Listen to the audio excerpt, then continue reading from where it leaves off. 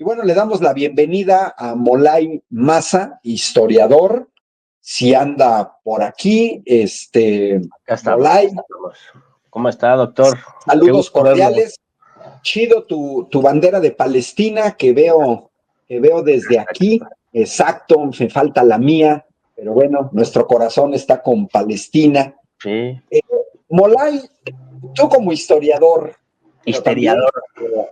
también como militante de la 4T, ¿cómo ves este cierre de año? Eran sexenios, no podemos, a ver, aquí no estamos exagerando, en Sin Censura no se exagera, son sexenios que no se cerraban como todavía quedan meses con Andrés Manuel en la presidencia, pero digamos, está cerrando a tambor batiente el sexenio de Andrés Manuel con una enorme cantidad de obra pública como no la veíamos. Mira, yo no recuerdo, en primera, el neoliberalismo chafa desde Miguel de la Madrid, no.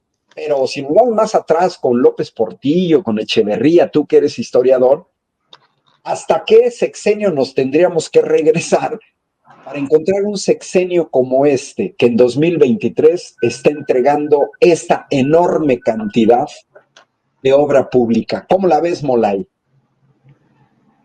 Vaya preguntas las tuyas, profe. Pero sí, mira, yo digo que soy más historiador. En la era del imperialismo y el neoliberalismo desbocado, los historiadores humanistas somos más historiadores del hambre que historiadores del hombre, ¿no? Y nos hemos dedicado a documentar la perversidad y la estupidez humana. Y justamente en México había décadas de saqueo, de un saqueo desmedido, de un saqueo voraz, un capitalismo, capitalismo subordinado, ¿no? Subordinado ¿cómo se llama? La organización internacional, ¿no? La distribución internacional del trabajo, donde a América Latina le tocaba ser primario exportadora y estar subsumida todo el tiempo a los designios, las decisiones que se tomaban afuera en los organismos internacionales, en los gobiernos del mal llamado primer mundo, más bien los países imperialistas, ¿no? Y pues en términos de construcción de obra pública y en términos de recuperación o de mantenimiento o de defensa de la soberanía nacional, pues nos tenemos que remontar hasta el cardenismo, no queda la menor duda de eso, ¿no? Posterior al cardenismo hubo gobiernos que mantuvieron de cierta manera el régimen de sustitución de importaciones y el desarrollo estabilizador, pero le fueron bajando gradualmente el nivel a la intervención estatal hasta que finalmente llegó la era neoliberal hace casi 40 años y se acabó, ¿no? Se le puso freno total a la responsabilidad, a las obligaciones del Estado para con la sociedad, para con la comunidad, para con la nación, y más bien empezó el régimen de saqueos. Entonces, fíjate, no solo sería la onda de observar qué tanto ha crecido el desarrollo de la obra pública, cómo cambia totalmente el paradigma de la intervención responsable del Estado para con la comunidad, con la construcción de obra pública, sino que tiene un objetivo político nacional de esto, de iniciar un camino de recuperación de la soberanía nacional, poner las bases de la reconstrucción nacional y poner las bases de la regeneración nacional con estos cimientos que son cimientos de desarrollo, ¿no? Son los cimientos que hace más de 70 años, ¿no? Desde los años 50, los años 60, se buscaba en América Latina buscar desarrollar los países, ¿no? De manera autónoma. Pero luego hubo estos incómodos intelectuales de la teoría de la dependencia que demostraron que el subdesarrollo era consecuencia del desarrollo de los países centrales, ¿no? El subdesarrollo no era un fenómeno de los pueblos, endémico de los pueblos latinoamericanos, sino consecuencia de cómo estaba organizado el mundo económicamente. Y se decía, o sea, un país de América Latina no puede encontrar desarrollo si no desarrolla sus carreteras, sus tecnologías, sus tecnologías del transporte, su mercado interno, su propia industria de la energía, su propio control de los recursos energéticos y los recursos de la biodiversidad, la defensa de su territorio y la construcción de una planta técnica industrial suficiente para generar trabajo y generar, pues eso, mercado interno, ¿no?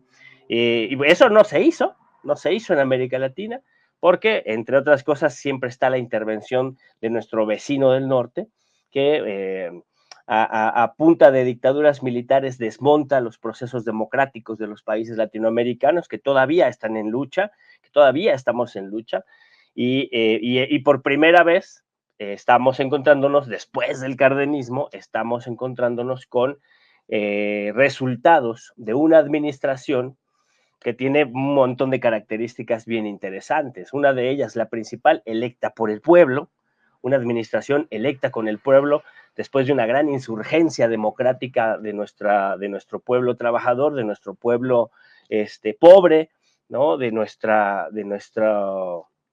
nación cansada, agotada por el autoritarismo priista y por cierto, es el autoritarismo priista, es post-revolucionario y traidor de la revolución, eso siempre se tiene que señalar, porque luego andan presumiendo que ellos fueron los que hicieron las grandes obras del siglo XX mexicano, y hay que conceder, claro, que hicieron las grandes obras del siglo XX mexicano porque hubo una revolución nacional popular en nuestro país que generó esa ola que llegó hasta el cardenismo como su culminación, ¿no? Pero luego ese mismo régimen burocratizado y autoritario traicionó los principios de la revolución, y sobre ese autoritarismo anquilosado se vino a desarrollar, bajo los designios del Fondo Monetario Internacional y del Banco Mundial, pues el neoliberalismo y el saqueo. Y frente a eso nuestro pueblo salió insurrecto y pacífico a votar por un cambio de timón, por un viraje total.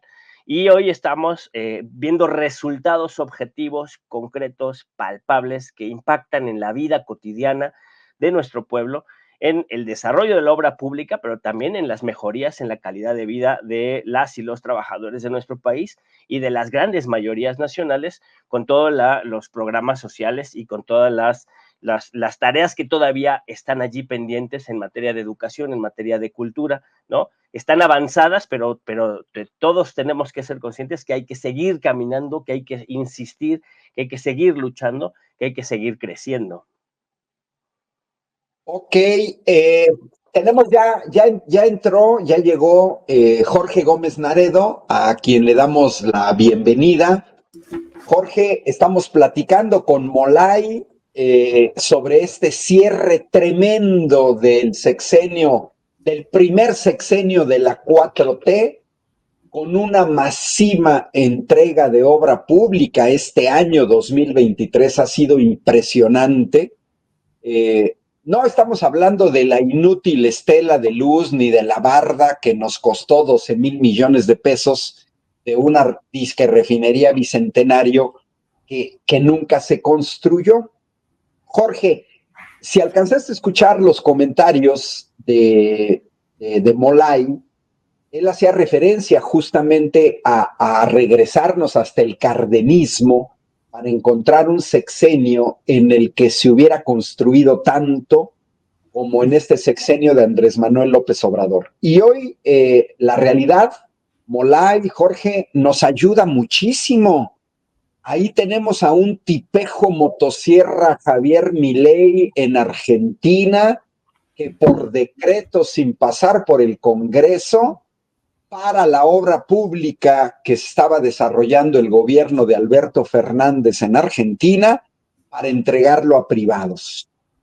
Jorge, tú diriges Polemón, magnífica revista en línea, que yo la recomiendo siempre, y lo vimos, Jorge, cómo los panistas y los priistas preferían traer a la empresa española OHL a construir el circuito mexiquense en vez de contratar a empresas de ingeniería mexicanas. O vimos al priista Ernesto Zedillo entregar los ferrocarriles nacionales a empresas norteamericanas como Kansas City Southern o como Union Pacific, y después irse a trabajar con ellos.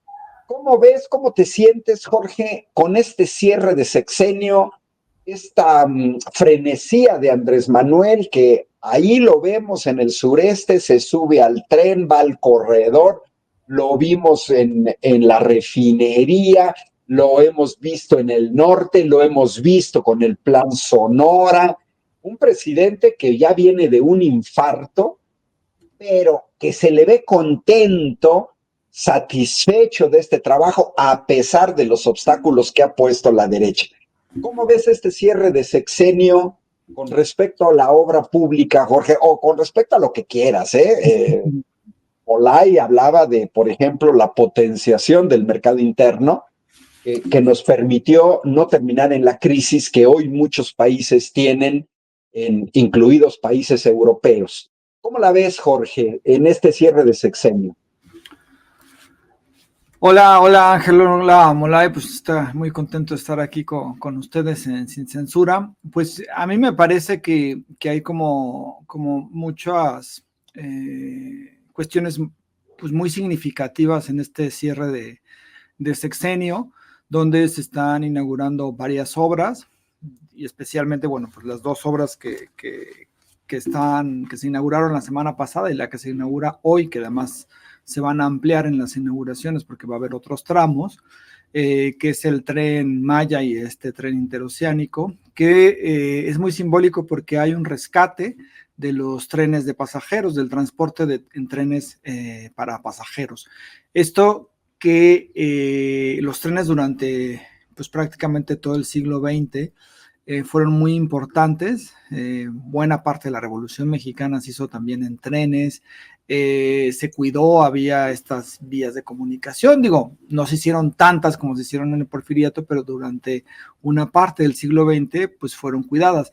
Y después llegó el sistema, llegaron, digamos, los gobiernos neoliberales y prácticamente echaron a la basura toda la infraestructura, toda la industria ferroviaria, la privatizaron, solamente quedaron estas empresas privadas, solamente apostaron al transporte de carga, y en México nos quedamos sin trenes de pasajeros. Y lo que ha hecho Andrés Manuel, pues es reactivar esta industria, que es una industria del transporte muy importante, y lo ha hecho con un sistema, me parece, adecuado, donde participa, por un lado, el ejército en la construcción de los tramos, y donde también hay empresas privadas que apoyan y que también construyen parte de los trenes de pasajeros. Entonces, esto es un sistema que le ha resultado y que pues al final, pues ahora ya tenemos trenes de pasajeros en todo el sureste, una parte del sureste mexicano, que además, pues eso no solamente es la construcción del tren, sino también es la inversión en todas las zonas donde pasan esos trenes. En el caso, por ejemplo, del tren interoceánico, pues, y se anunció hoy y se ha estado estableciendo como una parte importante de estos proyectos prioritarios, pues están también los apoyos para vivienda, para obra social, para mejoramiento urbano, porque al final, pues es una industria o es un proyecto integral. Lo mismo sucedió, por ejemplo, en el aeropuerto internacional, el AIFA, Felipe Ángeles, y lo mismo también sucedió con el Tren Maya. Entonces, creo que estas obras están apostando a un desarrollo y están apostando a potencializar a una zona y a una región que durante muchísimos años fue abandonada, fue minusvalorada, y que solamente se desarrollaron ciertos núcleos, como por ejemplo podría ser el caso de Cancún.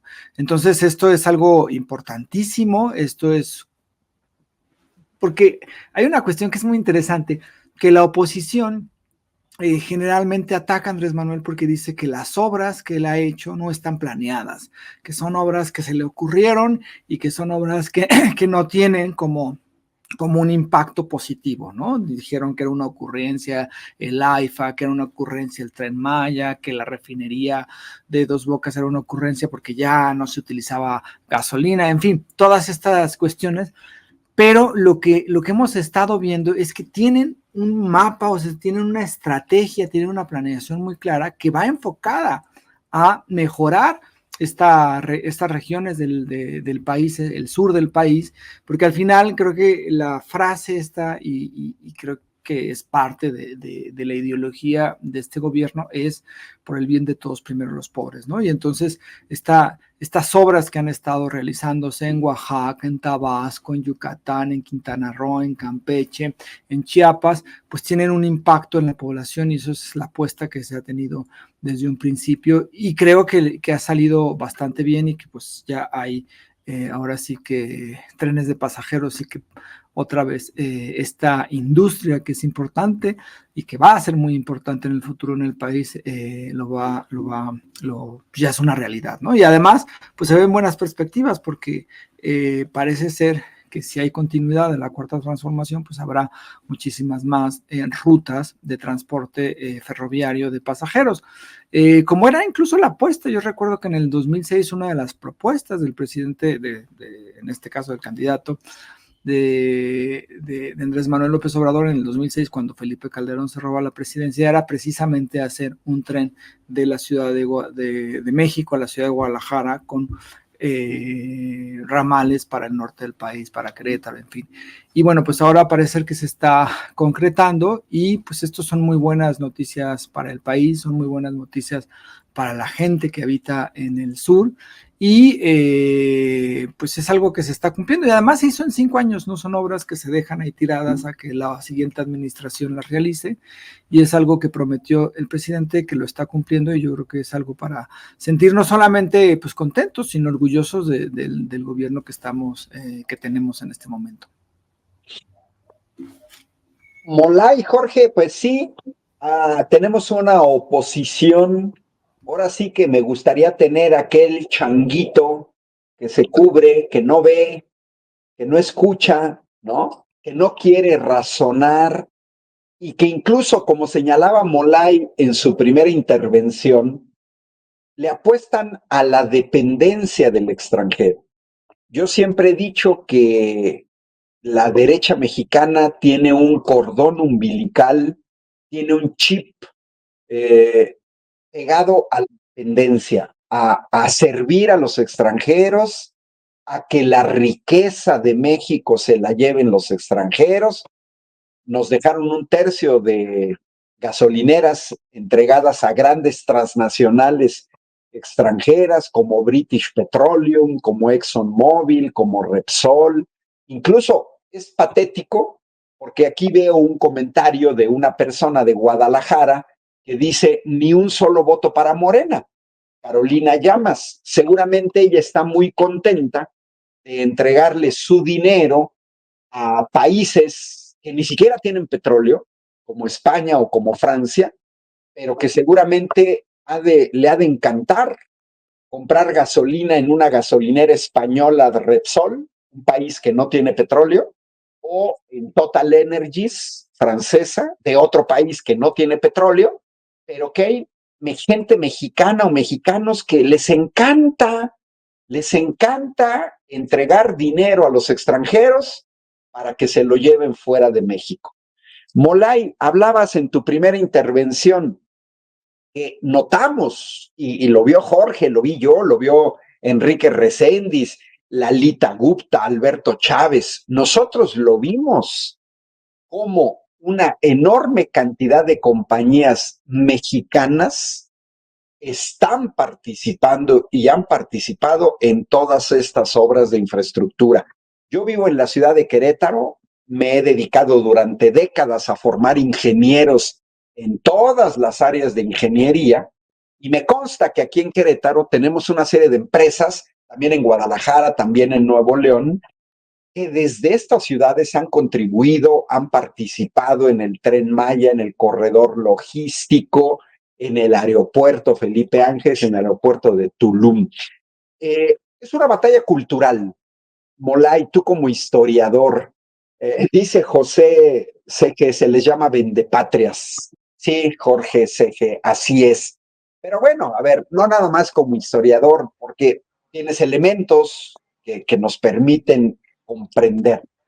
Hay también alrededor de la obra pública, por un lado, un poder judicial que se ha dedicado a obstaculizarlo con una enorme cantidad de amparos que nunca jamás vimos en los sexenios del neoliberalismo, porque en el neoliberalismo nunca jamás vimos a un poder judicial tratando de obstaculizar a un poder ejecutivo.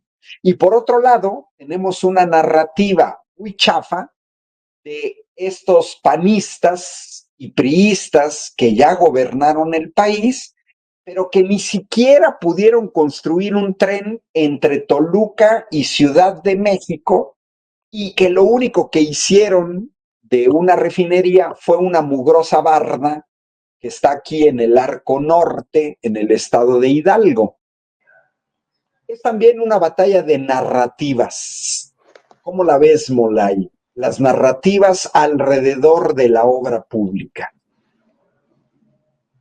Eso da para un programa, ¿no? Las narrativas alrededor de la obra pública, que son las narrativas alrededor del Estado, ¿no? Las narrativas alrededor de proyectos de nación, de proyectos incluso de humanidad. Y pues la narrativa neoliberal como hegemonía, ¿no? Como poder, pues ha sido rechazada por el pueblo, ¿no? Y no en pocas ocasiones. O sea, lo más reciente que tenemos y como nos ha ido espectacularmente bien por el gran trabajo que ha desarrollado el presidente Andrés Manuel, pues nos obliga a pensar del 2018 para acá y los éxitos de la Cuarta Transformación y las perspectivas de este proceso de transformación. Pero desde 1988, el pueblo de México había rechazado el programa neoliberal. Los gobiernos priistas venían debilitados por su corrupción, desde 1985 por la incapacidad del gobierno de Miguel de la Madrid ante el terremoto, ¿no? De la Ciudad de México, ante la incapacidad y la corrupción de las diferentes estructuras del Estado, ya había quedado defenestrado para el pueblo. Y desde décadas anteriores había una fuerte oposición democrática, sindical, popular, campesina, estudiantil, desde 1968 y desde 1900 en el sexenio de Echeverría, pues la resistencia de las fuerzas de izquierda que no encontraban caminos democráticos y tuvieron que lanzarse a la vía armada. O sea, había ya rechazos, había ya en nuestro pueblo síntomas, acciones, digamos, sí, movilización, organización, muchas veces reprimida, porque además estos que gobernaron, estos prianistas, ¿no? Estos panistas, estos priistas que gobernaron, también gobernaron como matones, también se aliaron a lo peor de las cúpulas empresariales y al crimen organizado, y utilizaron al crimen organizado para reprimir movimientos sociales. Eso tampoco se nos debe olvidar. No solo son corruptos en términos de que se robaban el dinero del pueblo, en términos de que usaban su poder como una forma de esto del tráfico de influencias, para hacer negocio a partir del erario público, sino que hacían negocios con el crimen organizado.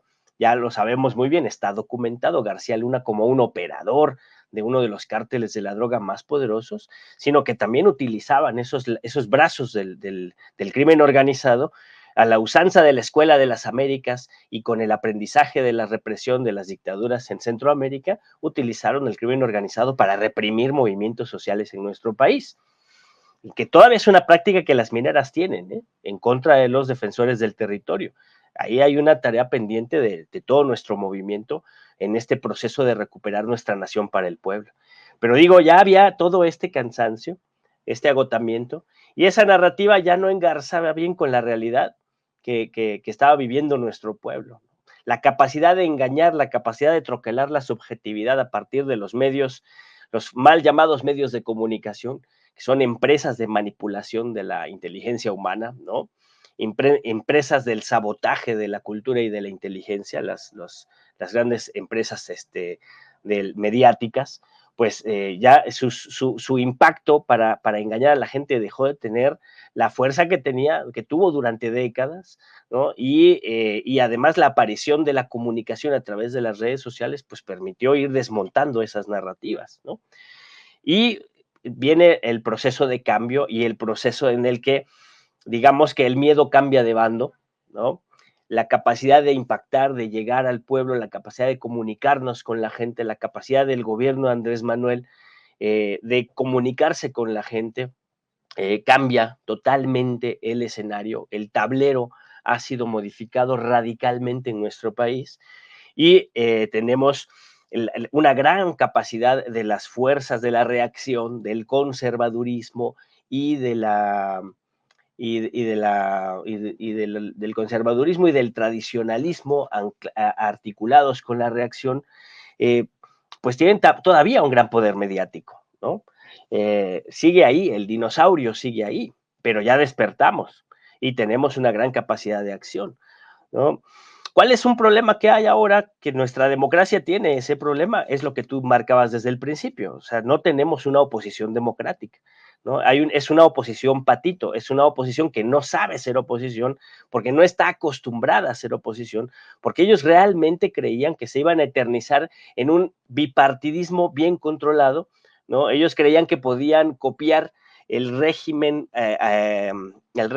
oligárquico norteamericano, que lo podían copiar para mantener a nuestro pueblo administrando la miseria, ellos administrando su bonanza, siendo operadores de las oligarquías financieras y administrando vía represión y vía migajas la miseria de nuestro pueblo. Y obviamente ahí, pues ahí nadie estaba pensando en hacer grandes obras, ni en hacer grandes desarrollos, ni en defender ni fortalecer el mercado interno, por supuesto, ¿no? Y en ese plan que ellos tenían no estaba en ningún lado la posibilidad de perder el gobierno, la posibilidad de pasar a la defensiva, la posibilidad de ser oposición. Nunca se lo imaginaron, porque tienen una mentalidad, no solo el cordón umbilical está anclado hacia las empresas transnacionales, ¿no? extranjeras, sino que toda su mentalidad está culturalmente anclada a los intereses extranjeros, ¿no? Por eso yo creo que, yo digo que son una lumpenburguesía cipaya, ¿no? Recuperando un viejo concepto también de los 70s, de la lumpenburguesía, lumpen desarrollo en América Latina, ¿no? Pues tenemos una lumpenburguesía cipaya que no es culta, no es ilustrada, no tiene una concepción global, ¿no? Ni de lo humano ni de lo planetario, sino que tiene una mentalidad muy reducida, no tiene ningún interés nacional ni ningún vínculo con la tierra de su patria, no tiene patria, por eso son vendepatrias, como dice nuestro compañero, ¿no?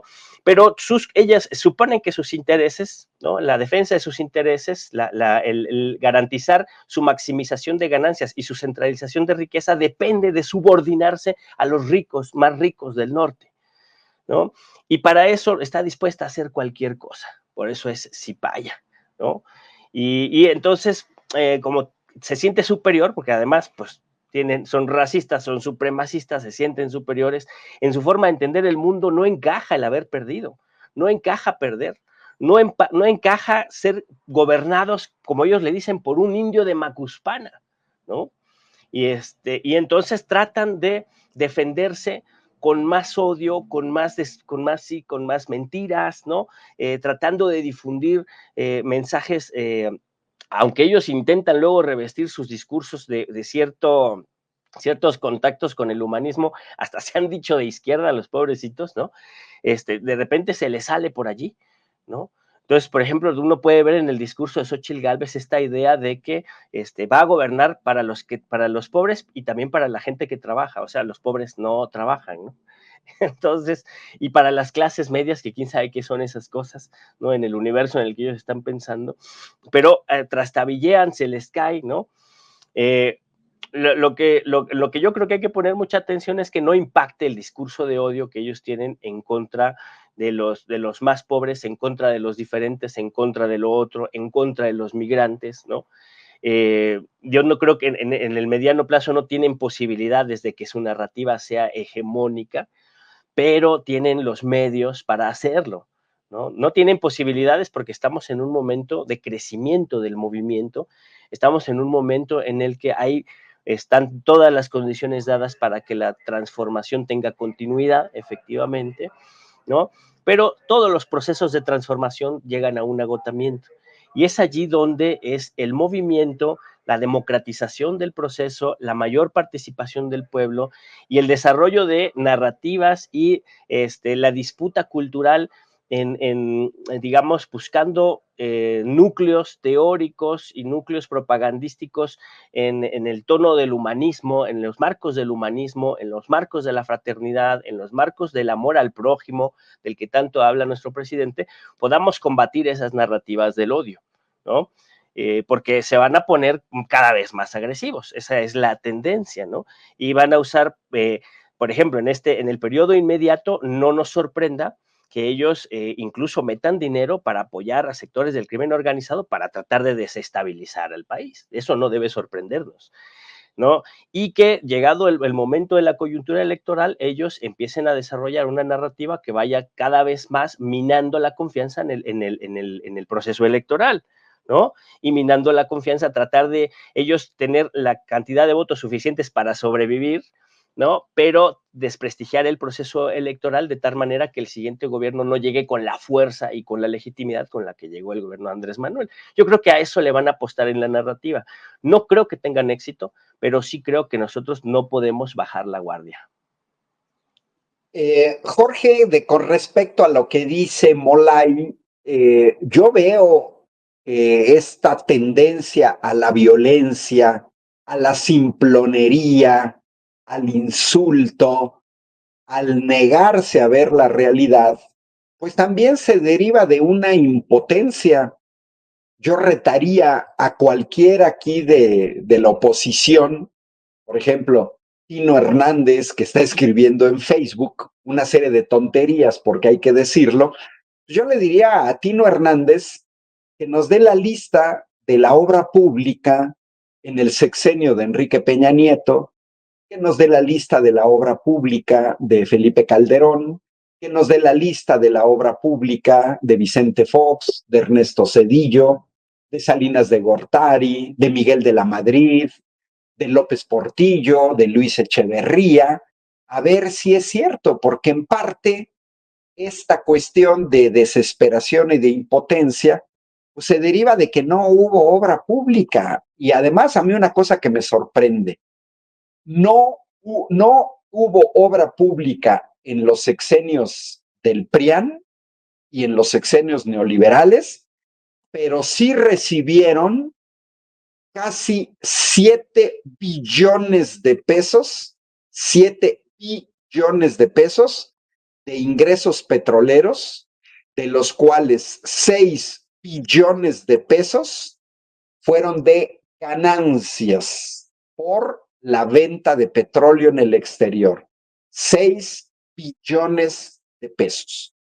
¿En qué se gastaron ese dinero si dejaron una deuda de 11 billones de pesos y recibieron 6 billones de pesos de ganancias del petróleo? Estamos hablando de 17 billones de pesos. ¿En qué se los gastaron si no hay obra pública? ¿Cómo la ves, Jorge? Porque no podemos decir que les faltó dinero. Dinero hubo. Sí, sí, no, bueno, es que hay una tendencia, ¿no? A la mala administración, o más que mala administración, pues en realidad fue el saqueo que realizaron, ¿no? Del país. Se sentían dueños de México, era un nivel de corrupción brutal, grotesco, y además, pues se beneficiaban solamente ellos o sus grupos, y entonces pues eso provocó, ¿no? Un montón de huecos en el Estado, y es muy interesante cómo después de un periodo neoliberal en el país, donde pues prácticamente la obra pública que hubo fue poca, y además fue mucha de esa obra pues con un montón de corrupción que costaba 2, 3, 4 veces, pues es muy amplio el contraste que se tiene con lo que se ha logrado en esta administración. Si uno empieza a ver pues los logros o las acciones que han realizado, pues uno se da cuenta de que se robaban muchísimo y de que que era un saqueo realmente el que estaban realizando. Lo que se ha invertido en la gente, es decir, en políticas públicas, en programas sociales, en todo el país, es algo verdaderamente impactante. Esta puesta en marcha de la pensión para los adultos mayores, las becas de educación media superior, la pensión para personas con discapacidad, las entregas de fertilizantes de forma directa y no por corporaciones o por organizaciones pues que en realidad utilizaban esos fertilizantes para cuestiones electorales, el programa Sembrando Vida, que es uno de los más importantes del país y del mundo, ¿no? Donde se están realizando pues muchas acciones para reforestar al país, y pues todos esos recursos se han invertido y no se ha pedido un peso de deuda, ¿no? En ese sentido. Además, hay que tener en cuenta que esos programas sociales no se suspendieron por la cuestión de la pandemia, no se suspendieron por la guerra entre Ucrania y Rusia, sino que han continuado y pues se han dado de una forma pues amplia. Y esto, o sea, no solamente es esa inversión en las personas, sino también todo lo que se ha realizado en cuanto a mejora del sistema hospitalario en el país, a mejora de carreteras, a obras de hidráulicas, a los proyectos prioritarios en el aeropuerto. O sea, no solamente se construyó un aeropuerto, se construyeron dos, el de Tulum y el AIFA, y además pues está el Tren Maya. En una entrevista que dio hace una semana cuando estaba en el Tren Maya, decía el presidente López Obrador que con lo que se iba a gastar en el aeropuerto que querían hacer en Texcoco, el Naim, el nuevo aeropuerto internacional de la Ciudad de México, se pudieron, pagar lo que ya se habían contratado, se hizo además el AIFA, y además de eso, se invirtió o se pudo pagar, se podría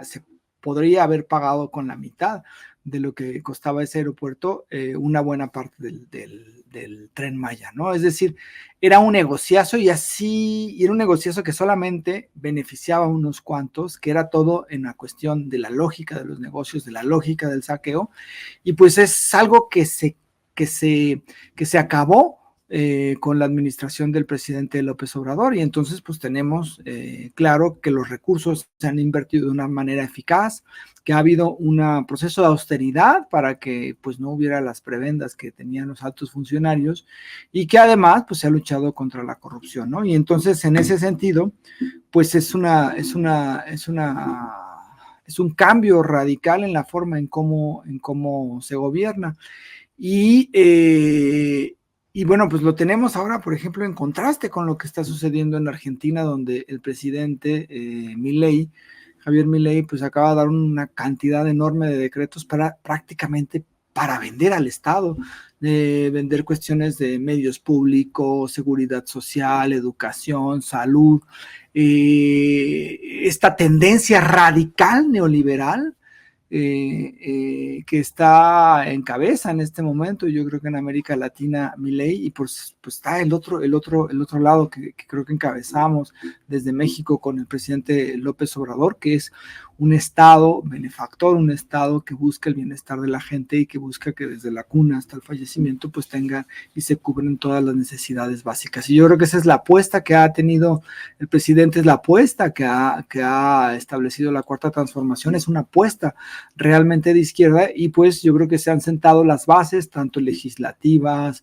las bases también ideológicas, para que esta transformación avance y pues se logre, ¿no? Que el Estado pues proporcione ese bienestar y que se vayan eliminando las desigualdades y que se vayan eliminando las injusticias para que vivamos pues en un país cada vez mejor, cada vez con mejor calidad de vida y con mejores servicios y con una rectoría del Estado muy clara y no como fue en los procesos neoliberales donde prácticamente el Estado se dedicaba a cuestiones más o menos de seguridad y todo se lo dejaba a los particulares.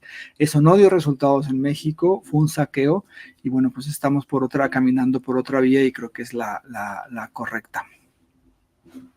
Mola y Jorge, cambiando de tema, pues el INE acaba de señalar que no va a extender el plazo para que el actor Eduardo Verástegui, candidato de la ultraderecha mexicana, pueda competir como candidato independiente a la presidencia de la República. No va a lograr el casi 1,000,000 de firmas que se requieren para ser candidato independiente. Entonces, pues la ultraderecha se queda sin candidato. El Consejo General del INE rechazó con 7 votos contra 4, porque Verástegui había señalado que pues había habido desastres naturales en Guerrero, Baja California y Sinaloa, y que eso le había impedido recolectar firmas en esos estados. Los consejeros que votaron en contra dijeron, pues sí, pero México tiene 32 estados, entonces, pues en esos 3 no, pero hay 29 estados. A final de cuentas, el requisito era juntar poco más de 960,000 firmas en al menos 17 estados. ¿Sí? Bueno, ¿cómo la ven?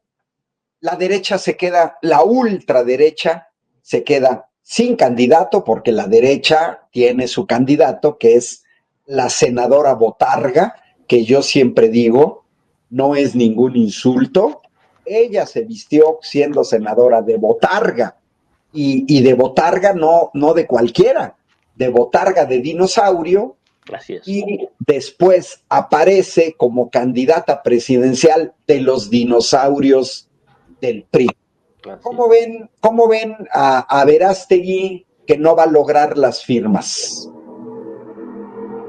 Yo creo que es una buena noticia, pero hay que analizarla justo qué quiere decir, ¿no? O sea, yo creo que en otra circunstancia el INE, ese INE, le regala las firmas, ¿no? Como lo vimos en casos de candidaturas anteriores, ¿no? El caso de Margarita Zavala, que fue candidata ciudadana, valga grosería, ¿no?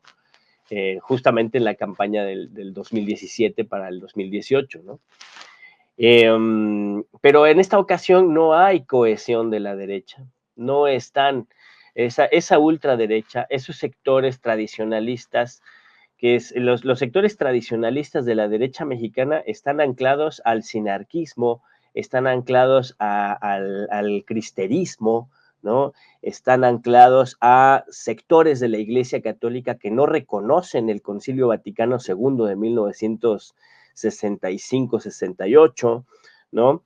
Y que no tienen influencia de masas, ¿no? Salvo en lo que han podido movilizar en Guadalajara, en la Universidad de Guadalajara, con los tecos de Guadalajara, ¿no? Y sus mejores glorias han pasado.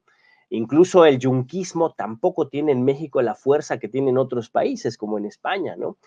Y están desarticulados. Lo que es muy interesante, porque no lograron la candidatura de Verástegui, es que están desarticulados.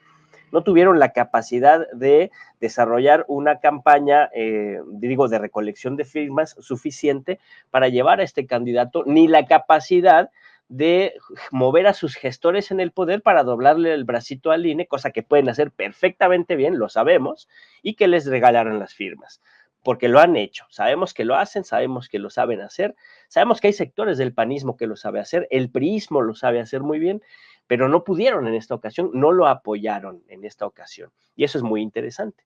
¿Qué representa Verástegui en México? Pues representa la agenda de Milei, no por nada fue como representante qué vergüenza, pero ni modo, a decir, él se montó en la representación mexicana para ir como mexicano a recibir a Milei el día que tomó protesta, ¿no?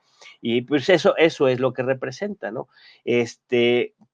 En realidad son intereses económicos espurios, ¿no? De lo peor de las oligarquías, apoyando a estos personajes que en el caso de Milei tuvo mucho éxito.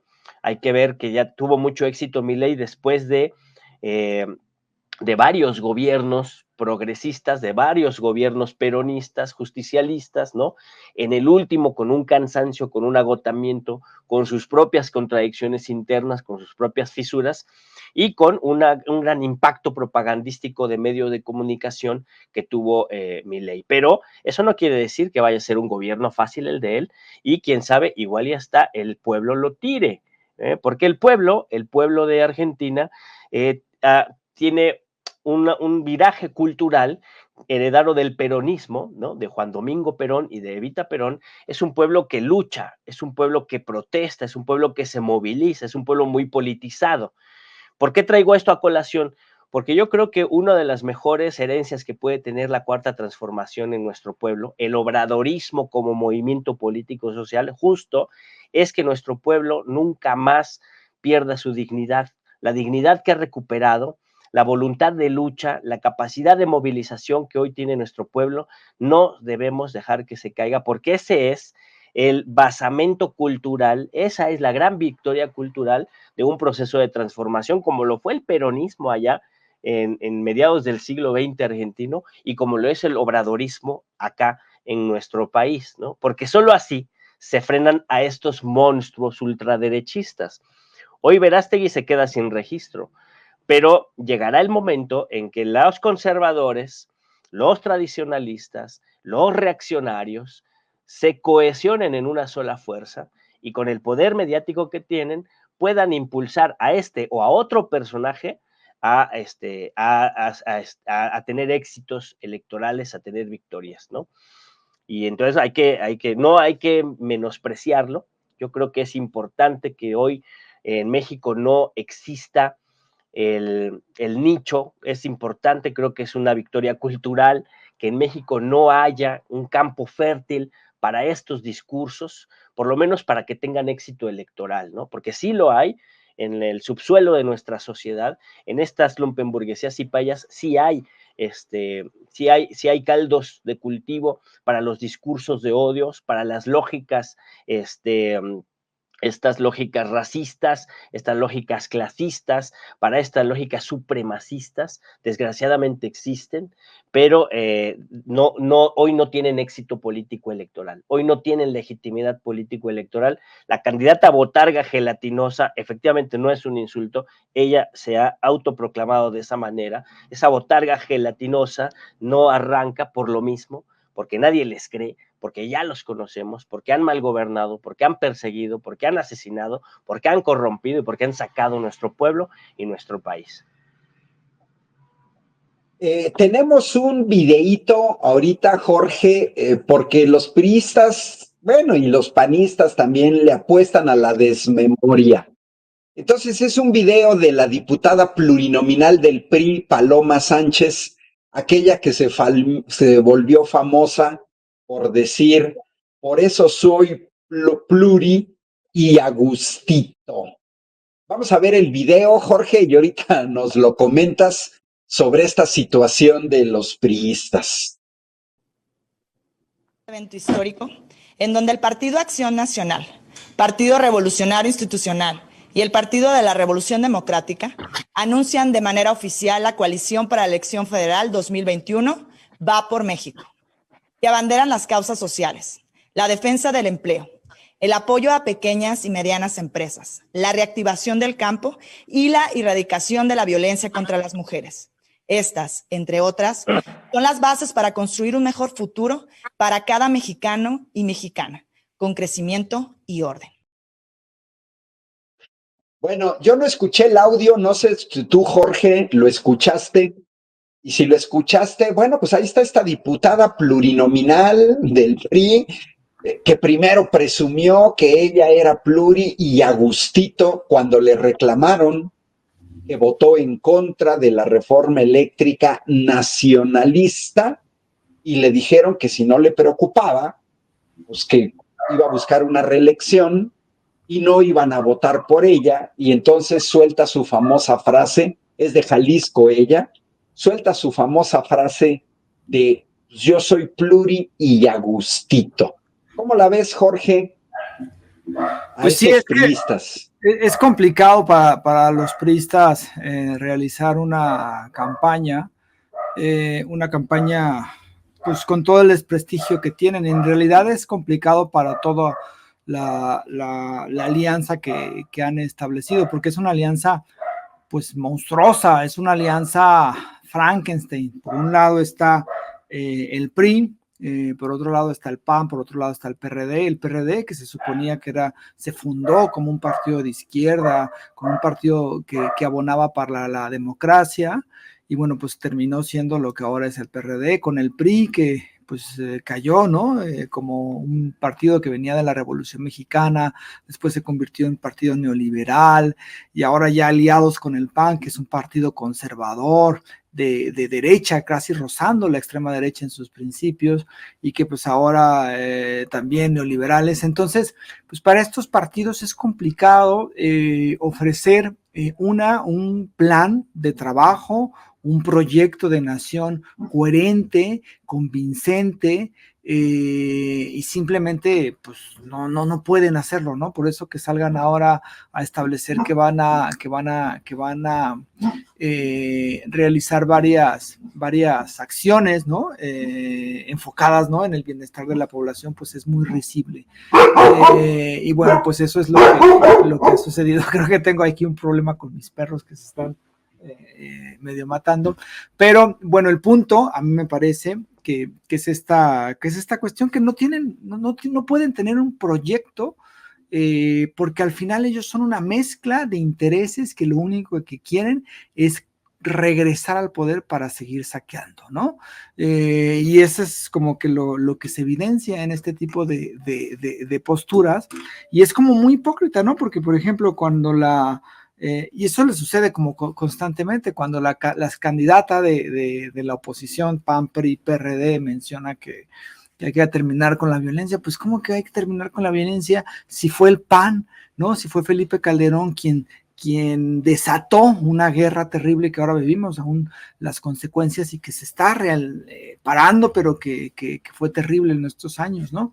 O cuando mencionan que ellos quieren abonar a políticas públicas cuando durante muchísimos años utilizaron la pobreza, ¿no? Para ganar elecciones y para la compra de votos. En fin, es como complicado para estos partidos tan desprestigiados y además tan desprestigiados, pero unidos en este Frankenstein, tener un proyecto político, tener un proyecto de nación coherente, y pues por eso no lo pueden realizar, y por eso me parece que están pues en una situación muy endeble. Ahora, y uniendo con lo que mencionaba Mola y con lo que mencionabas tú, Ángel, la oposición electoral PRI, PAN, PRD está tan digamos, tan desestructurada, que a veces en estos momentos suele en muchos países, ¿no? Salir una oposición radical de extrema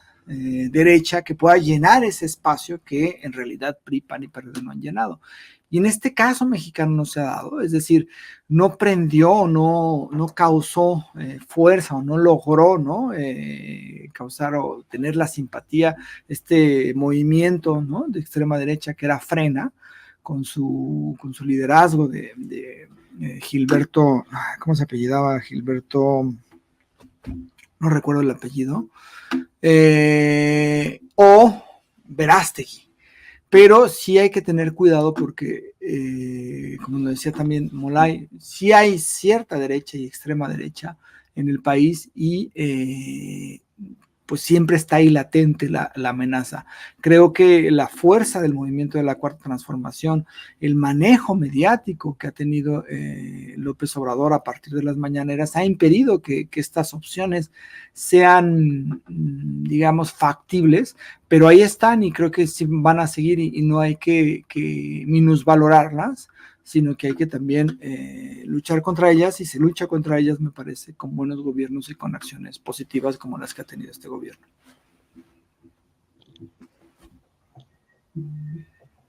Creo que se fue Ángel, ¿verdad?